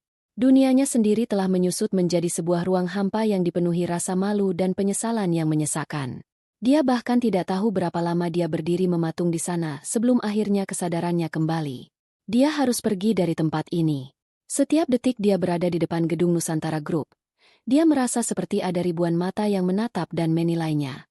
Dengan langkah gontai, dia berjalan menuju tempatnya memarkir mobil tua itu. Mobil yang tadinya terasa seperti penghinaan, kini menjadi satu-satunya tempat perlindungan yang dia miliki. Di dalam mobil, dia hanya bisa terduduk diam, menatap kosong ke depan. Ponselnya bergetar. Nama Claudia muncul di layar. Dia menatap nama itu dengan perasaan campur aduk. Sebagian dari dirinya ingin mengabaikannya, tapi sebagian lagi, bagian yang paling menyedihkan, masih berharap pada validasi. Dengan tangan gemetar, dia menjawab panggilan itu. Bayu, kamu di mana? Aku dengar ada rapat besar hari ini. Bagaimana hasilnya? Apa pemiliknya suka dengan presentasimu? Suara Claudia terdengar ceria dan penuh harap, seolah menanyakan hasil sebuah pertandingan. Bayu menelan ludah yang terasa pahit. Rapatnya sudah selesai, jawabnya dengan suara serak. Lalu, bagaimana? Ceritakan dong. Aku penasaran sekali dengan sosok pemilik misterius itu. Bayu menarik napas panjang. Tidak ada gunanya berbohong lagi. Pemiliknya adalah Arini. Hening. Keheningan di seberang telepon begitu total hingga Bayu bisa mendengar deru napasnya sendiri. Arini? Ulang Claudia, Nadanya penuh ketidakpercayaan. Arini istrimu? Maksudku, mantan istrimu. Ya, jawab Bayu singkat. Bagaimana bisa? Ini tidak mungkin. Pasti ada kesalahan. Tidak ada kesalahan. Claudia. Dia Arini Wulandari, putri tunggal Adnan Wulandari. Dia pemilik semuanya. Jeda sejenak sebelum dia menambahkan bagian terburuknya. Dan dia baru saja memecatku. Keheningan kembali menyapa. Kali ini lebih lama dan terasa lebih dingin. Saat Claudia akhirnya berbicara lagi, nada suaranya telah berubah total. Tidak ada lagi kemanjaan dan keceriaan. Yang ada hanyalah nada yang datar dan penuh perhitungan. Oh, hanya itu responsnya. Jadi, kamu sekarang tidak punya pekerjaan? Ya. Dan rumah serta mobilmu. Semuanya milik dia. Aku tidak punya apa-apa lagi. Aku Bayu. Rasa sakit saat mengucapkan kata-kata itu begitu luar biasa. Begitu ya? Kata Claudia. Dengar, Bayu. Sepertinya aku ada urusan mendadak. Lain kali saja kita bicara lagi. Klik. Telepon ditutup begitu saja. Bayu menatap ponselnya dengan nanar. Semudah itu. Dalam waktu kurang dari 1 menit, Claudia telah menghapus dirinya dari kehidupannya. Tidak ada simpati. Tidak ada kata-kata penghiburan. Dia hanya sebuah investasi yang gagal. Saat nilainya hilang, dia langsung dibuang. Ironisnya, sikap Claudia adalah cerminan dari sikapnya sendiri terhadap Arini. Dia kini tahu persis bagaimana rasanya dianggap sebagai beban. Kehancurannya kini terasa lengkap. Dia telah kehilangan jabatan, harta, harga diri, dan wanita yang dia pikir bisa menjadi pendamping barunya. Semuanya lenyap dalam 1 hari. Dan di pusat dari semua kehancuran ini, ada satu nama, Arini. Sebuah perasaan baru mulai muncul di benaknya, mengalahkan rasa marah dan malunya. Sebuah kerinduan yang putus asa. Dia teringat pada Arini yang dulu. Arini yang selalu tersenyum saat menyajikan kopi untuknya. Arini yang dengan sabar mendengarkan semua keluh kesahnya tentang pekerjaan. Arini yang memeluknya saat dia merasa lelah. Dia menyadari, dengan kengerian yang terlambat, bahwa dia tidak hanya kehilangan seorang istri. Dia telah kehilangan satu-satunya orang di dunia ini yang pernah mencintainya dengan tulus, tanpa syarat. Dia harus bicara dengannya. Dia harus meminta maaf. Dia harus memohon kesempatan kedua. Hari-hari berikutnya adalah neraka bagi Bayu. Dia mengurung diri di apartemennya yang sempit. Tidak berani keluar. Berita pemecatannya pasti sudah menyebar di kalangan korporat. Dia mengirimkan puluhan email ke alamat email pribadi Arini yang lama, tapi tidak pernah ada balasan. Dia mencoba mengirim pesan melalui media sosial, tapi akunnya telah diblokir. Setelah seminggu terkurung dalam keputusasaan, dia memberanikan diri. Dia menunggu di lobi gedung Nusantara Group, berharap bisa mencegat Arini saat pulang kerja. Dia menunggu berjam-jam, dari sore hingga malam. Tapi Arini tidak pernah muncul melalui lobi utama. Dia pasti menggunakan akses pribadi. Dia tidak menyerah. Dia mencoba mencari tahu di mana Arini tinggal. Setelah bertanya ke sana kemari dan menyuap seorang petugas keamanan junior di kantor, dia akhirnya mendapatkan alamat sebuah townhouse mewah di pusat kota. Malam itu juga, dia pergi ke sana. Dia berdiri di seberang jalan, menatap kompleks perumahan yang dijaga ketat itu. Dia merasa seperti penguntit, seperti orang asing yang menyedihkan. Dia menunggu di dalam mobil tuanya selama berjam-jam, berharap melihat sekilas sosok Arini. Sekitar pukul 9 malam, sebuah sedan hitam mewah masuk ke gerbang. Meskipun dari jauh, Bayu yakin itu adalah mobil yang membawa Arini pergi dari rumah mereka hari itu. Dia melihat Arini turun, tampak lelah namun tetap anggun, lalu masuk ke dalam salah satu rumah. Hatinya terasa sakit. Melihat Arini hidup di dunia yang begitu berbeda. Dunia yang seharusnya bisa menjadi miliknya juga jika saja dia tidak bodoh. Dia melakukan itu selama 3 hari berturut-turut. Berdiri seperti bayangan di seberang jalan, hanya untuk melihat mobil Arini datang dan pergi. Dia semakin kurus dan tidak terawat. Janggutnya mulai tumbuh. Pakaiannya kusut. Dia tidak lagi terlihat seperti seorang direktur. Dia terlihat seperti orang yang kalah. Pada hari keempat, saat dia sedang menunggu, ponselnya berdering. Nomor tidak dikenal. Halo? Jawabnya dengan suara serak. Pak Bayu? Terdengar suara yang familiar. Suara Pak Tirtayasa. Jantung Bayu berdebar. Ya, saya sendiri. Ibu Arini meminta saya untuk menghubungi Anda. Beliau tahu Anda menunggunya setiap malam. Tindakan Anda ini mengganggu dan bisa dianggap sebagai penguntitan. Tapi, beliau bersedia bertemu dengan Anda satu kali untuk yang terakhir kalinya. Dengan syarat setelah itu Anda berjanji untuk tidak akan pernah mengganggunya lagi. Harapan membuncah di dada Bayu. Ya, saya janji. Kapan dan di mana? Besok sore, pukul 4, di Taman Kota, dekat danau. Datanglah sendiri. Keesokan harinya, Bayu berusaha membersihkan dirinya. Dia bercukur, mengenakan kemeja terbaiknya yang tersisa. Dia datang ke Taman Kota 1 jam lebih awal. Duduk di bangku yang telah ditentukan, menunggu dengan cemas. Tepat pukul 4, Arini datang. Dia tidak datang dengan mobil mewah atau pengawalan. Dia berjalan sendirian, mengenakan blus sederhana dan celana jeans. Dia terlihat seperti Arini yang dulu, tapi sorot matanya berbeda. Lebih tenang, lebih dalam, dan tidak ada lagi cinta di sana untuknya. Dia duduk di bangku di samping Bayu, menjaga jarak di antara mereka.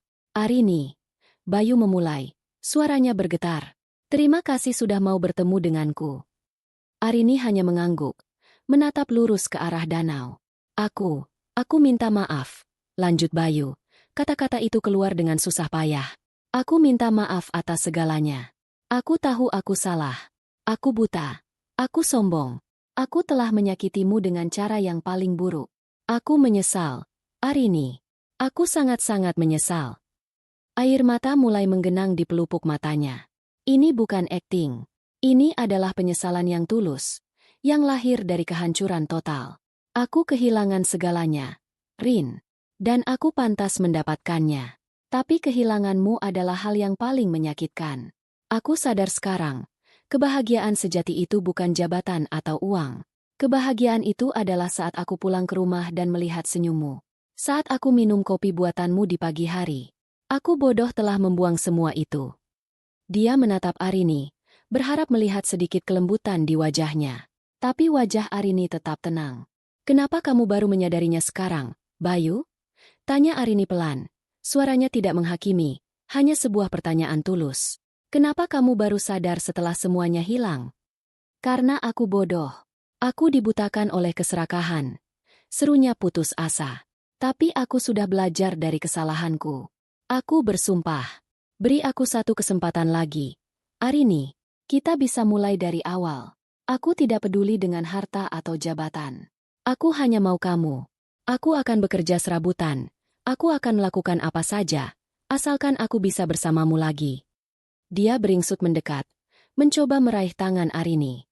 Tapi Arini menarik tangannya. Arini akhirnya menoleh, menatap lurus ke mata Bayu. Kamu tidak mencintaiku, Bayu, katanya dengan suara yang lembut namun tegas. Tidak, aku mencintaimu. Aku sangat mencintaimu. Tidak. Ulang Arini. Kamu mencintai kenangan tentang bagaimana aku membuatmu merasa nyaman. Kamu mencintai ide tentang memiliki seseorang yang memujamu tanpa syarat. Saat kamu mendapatkan sedikit kekuasaan, kamu mencampakkanku karena aku tidak sesuai dengan citra barumu. Sekarang, saat kamu kehilangan segalanya, kamu kembali mencariku karena kamu butuh tempat untuk bersandar. Itu bukan cinta, Bayu. Itu egoisme.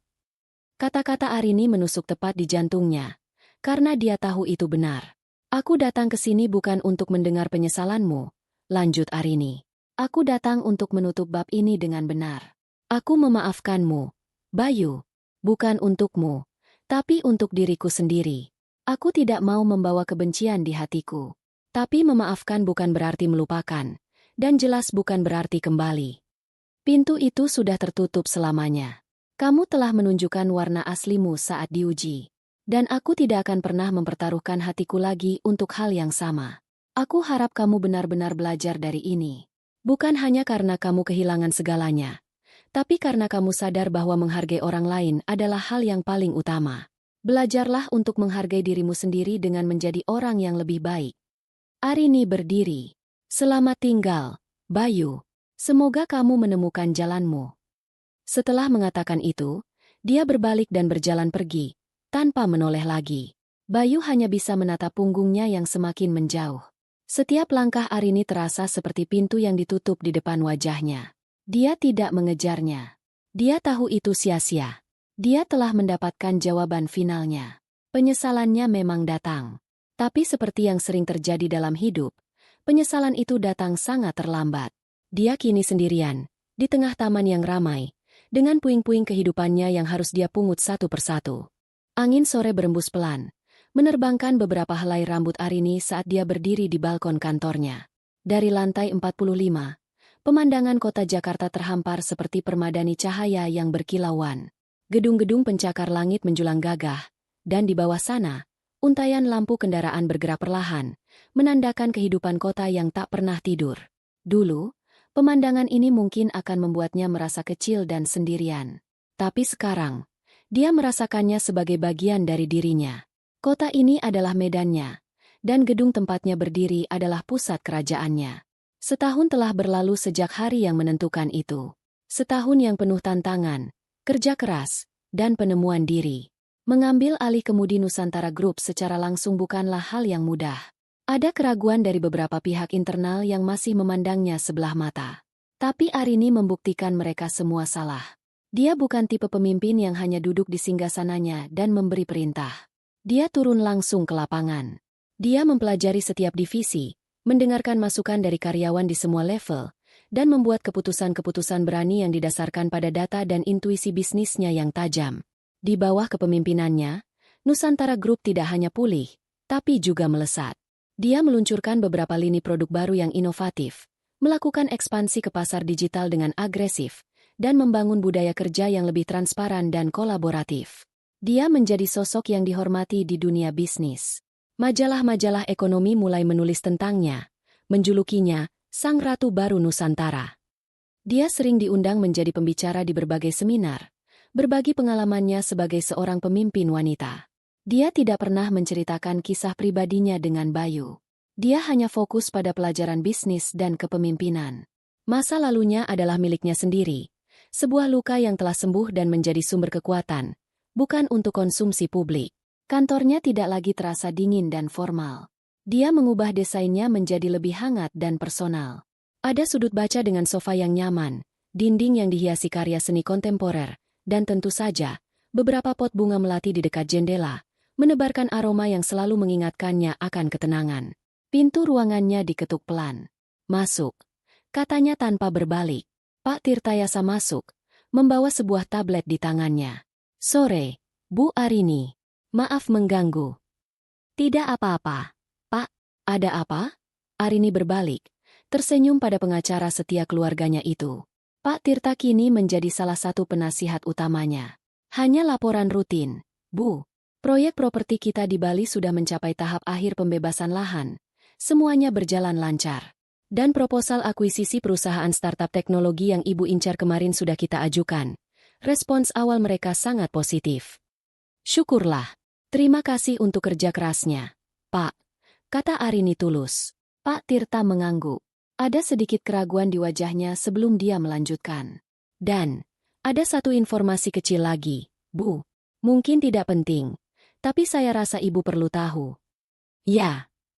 "Tim saya tanpa sengaja melihat mantan suami Ibu, Pak Bayu." Arini terdiam sejenak. Nama itu sudah lama tidak didengarnya. Setelah pertemuan terakhir mereka di taman, Bayu benar-benar menepati janjinya untuk tidak mengganggunya lagi. "Dia terlihat di mana?" tanya Arini. Nadanya datar, lebih karena penasaran daripada peduli. "Di sebuah ruko di pinggiran kota, Bu. Sepertinya dia bekerja sebagai agen penjualan mobil bekas. Informan kami bilang, hidupnya cukup sulit. Namanya sudah masuk daftar hitam di banyak perusahaan besar setelah insiden itu." Arini menghela napas pelan. Tidak ada rasa puas atau kemenangan di hatinya mendengar kabar itu. Yang ada hanyalah sedikit rasa iba dan kesadaran betapa cepatnya roda kehidupan berputar. Pria yang dulu begitu angkuh dan memandang rendah orang lain, kini harus berjuang keras hanya untuk bertahan hidup. "Biarlah, Pak. Itu jalan hidup yang dia pilih," kata Arini. "Saya harap dia benar-benar belajar sesuatu dari semua ini." "Baik, Bu," kata Pak Tirta, mengerti bahwa topik itu sudah selesai. Setelah Pak Tirta pergi, Arini kembali ke balkon. Dia menatap matahari yang mulai terbenam, mewarnai langit dengan semburat jingga dan ungu yang indah. Dia tidak lagi memikirkan Bayu. Nasib Bayu adalah kisah tentang konsekuensi. Sedangkan kisahnya adalah tentang transformasi. Dia telah membuktikan pada dunia, dan yang terpenting, pada dirinya sendiri, bahwa nilainya tidak ditentukan oleh pria di sisinya. Dia utuh dengan sendirinya. Dia menemukan kebahagiaan bukan dalam cinta romantis,